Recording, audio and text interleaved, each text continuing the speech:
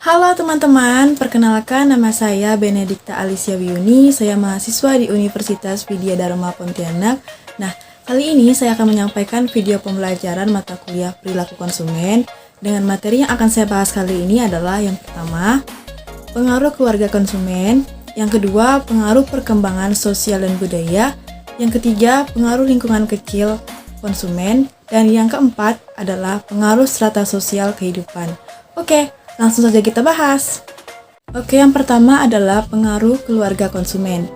Faktor terpenting dalam keputusan pembelian suatu barang adalah keluarga dan rumah tangga, karena mempunyai peran yang sangat andil dalam mempengaruhi individu atau anggota keluarganya. Kemudian, keluarga dijadikan patokan dari konsumen sebagai pembeli suatu produk. Nah, misalnya di sini konsumennya umurnya belasan tahun karena mereka belum bisa mencari uang, sehingga mereka ketika akan membeli suatu barang, mereka meminta pendapat dari anggota keluarganya, terutama bapak atau ibunya.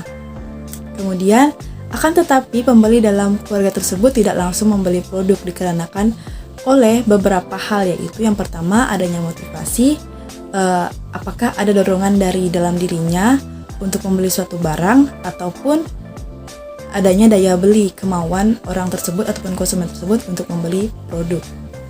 Nah, kemudian pengaruh keluarga konsumen. Pengaruh keluarga sangat berperan penting dalam pengambilan keputusan dalam pembelian produk untuk kebutuhan keluarga. Kebutuhan keluarga didasarkan pada umur dan jenis kelamin anggota kelompok dalam keluarga. Pengambilan keputusan ini akan mempengaruhi yang pertama iklan. Nah, bisa saja pihak pemasar melihat karena dalam suatu keluarga itu memiliki jenis kelamin dan umur yang berbeda-beda, maka mereka akan menyediakan iklan yang berbeda-beda untuk setiap segmen konsumennya. Misalnya, mereka menyediakan iklan untuk susu anak bayi, maka mereka menggunakan anak-anak bayi untuk membantu mereka dalam mengiklankannya. Kemudian, yang kedua, apabila umurnya sudah dewasa, misalnya di sini susu untuk lansia, mereka akan menggunakan lansia untuk mengiklankan produknya. Nah, kemudian ada media. Di sini bisa saja berarti sebagai pihak pemasar menyediakan media pemasarannya melalui baik IG ataupun WA ataupun dari marketplace. Nah, yang ketiga ada pengembangan produk. Nah, pihak pemasar akan mengembangkan produknya sesuai dengan kebutuhan dari konsumennya. Nah, yang keempat ada pandangan harga, karena setiap kepala keluarga ataupun individu dalam keluarga tersebut mempunyai pendapatan yang berbeda-beda, maka mereka akan mencari produk yang sesuai dengan kemampuan mereka, kemampuan membeli mereka. Nah, kemudian di sini ada distribusi yang terakhir, karena pihak pemasar akan mempertimbangkan untuk pendistribusian suatu barangnya kepada konsumennya. Nah, kemudian kita masuk kepada pengaruh perkembangan sosial dan budaya, di mana lingkungan sosial memberikan banyak pengaruh terhadap pembentukan berbagai aspek kehidupan, terutama kehidupan sosio-psikologis. Hubungan interaksi sosial individu berkembang karena adanya dorongan rasa ingin tahu terhadap segala sesuatu yang ada di dunia sekitarnya dan juga merupakan sesuai kebutuhan hidup. Nah, seperti contohnya saat ini kita seringkali dihadapkan kepada budaya asing, seperti contohnya budaya ala Korea. Maka saat ini konsumen itu sering menggunakan fashion ataupun baju ala orang Korea karena sudah terpengaruh budaya dan sosialnya. Nah, kemudian kita masuk kepada faktor-faktor yang mempengaruhi perkembangan sosial. Yang pertama ada keluarga. Nah, keluarga di sini merupakan lingkungan yang pertama yang memberikan pengaruh terhadap berbagai aspek perkembangan individu, termasuk perkembangan sosialnya. Nah, yang kedua ada kematangan pribadi. Untuk dapat bersosialisasi dengan baik diperlukan kematangan fisik dan psikis sehingga mampu mempertimbangkan proses sosial, kemudian memberi dan menerima nasihat orang lain. Memerlukan kematangan intelektual dan emosional. Di samping itu, kematangan dalam berbahasa juga sangat menentukan. Nah, kemudian yang ketiga ada status sosial ekonomi. Di sini, kehidupan sosial banyak dipengaruhi oleh kondisi sosial ekonomi keluarga dalam masyarakat. Dan yang keempat ada pendidikan, di mana pendidikan merupakan proses sosialisasi yang terarah. Dan yang kelima ada kapasitas mental yang berupa emosi dan inteligensi, di mana kemampuan berpikir dapat banyak mempengaruhi banyak hal, seperti kemampuan belajar, memecahkan masalah, dan berbahasa. perkembangan emosi berpengaruh sekali terhadap perkembangan sosial. Kemudian, kebudayaan adalah faktor penentu keinginan dan perilaku seseorang yang paling mendasar. Dengan kata lain, faktor budaya merupakan faktor paling utama dalam perilaku pengambilan keputusan dan perilaku pembelian. Nah, misalnya di sini, konsumen akan ketika membeli suatu produk, mereka mempertimbangkan dengan kebudayaannya, apakah cocok dengan budayanya atau tidak, sehingga mereka baru akan membeli produk tersebut ketika produk tersebut dianggap mereka sesuai dengan budaya mereka. Nah, kemudian makna budaya diciptakan oleh masyarakat melalui interaksi sosial mereka.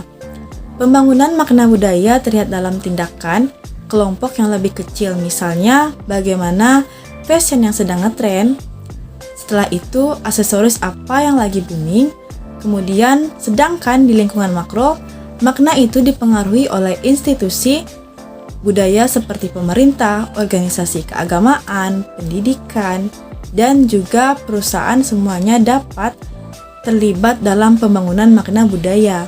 Dengan demikian, masyarakat sebagai konsumen menunjukkan pentingnya budaya dalam memahami perilaku konsumen.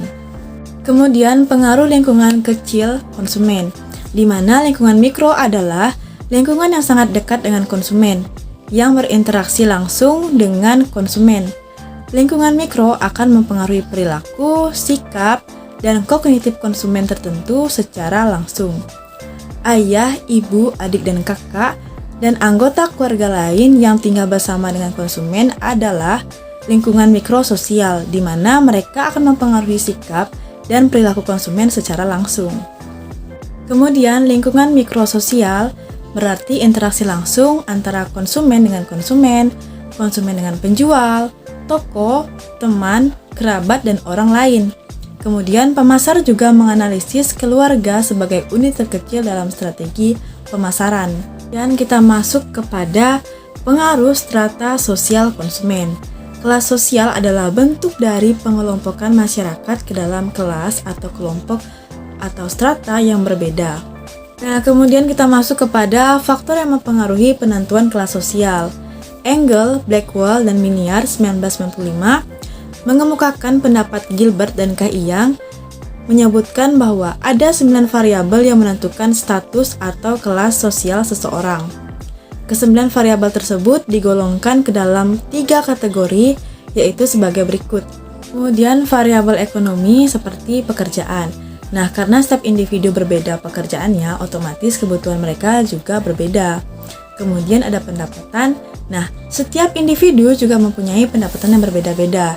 Nah, sesuai dengan pendapatan, maka kebutuhan dan keinginan mereka juga berbeda-beda. Kemudian kekayaan.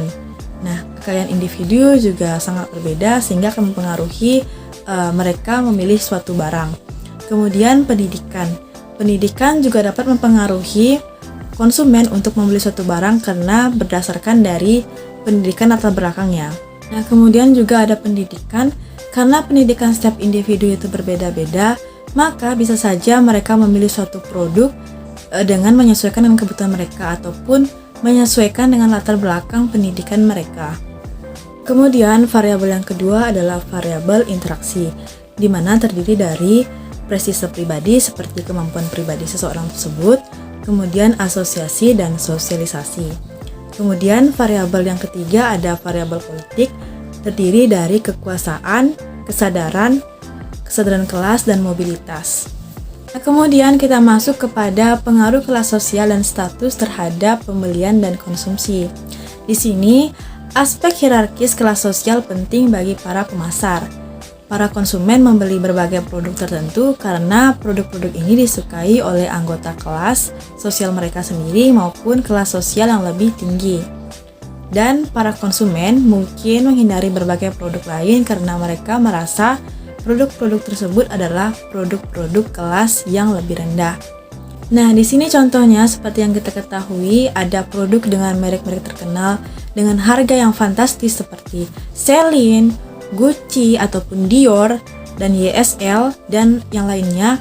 Mereka walaupun menawarkan barang dengan harga yang fantastis ataupun sangat mahal, tetapi konsumennya tetap ada, karena konsumen tersebut memiliki kelas sosial. Mereka harus bisa mempunyai barang-barang yang mewah, Karena bisa saja mereka membeli dengan harga yang mahal tersebut, produknya dapat memberikan kepuasan kepada diri mereka bahwa mereka mampu membeli barang dengan produk yang mahal kepada teman-teman sosialnya. Kemudian, mereka juga ada kemungkinan besar tidak mau membeli produk-produk dengan harga yang rendah karena sudah terpacu dengan kelas sosialnya sehingga tidak sembarangan barang yang dapat mereka beli. Ataupun mereka harus memilih-milih produk-produk yang sesuai dengan kelas sosial mereka. Beda juga dengan konsumen yang memiliki pendapatan menengah ke bawah. Mereka lebih mementingkan kuantitas ataupun apa saja yang penting bisa mereka beli karena sesuai dengan kemampuan mereka.